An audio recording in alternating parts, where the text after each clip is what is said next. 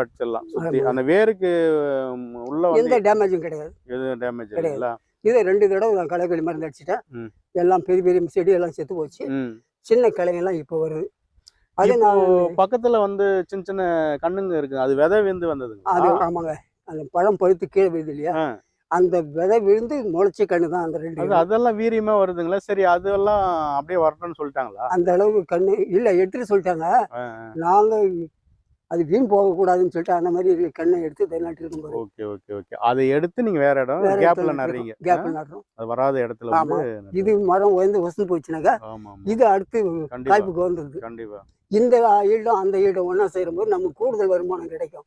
கூடுதல் வருமானம் கிடைக்கும். ஐயா, இப்போ வந்து நீங்க கேப் பார்க்கணும். ஏன்னா அவங்க எந்த அளவுக்கு கேப் விட சொல்லியிருக்காங்க சொல்ற மாதிரி செய்யற காய்ப்பு வந்து இது கம்மியாயிடும். ஆமா, அடப்பு அதிகமா இருந்தா. ஆமா, காய்ப்பு அதிகமா.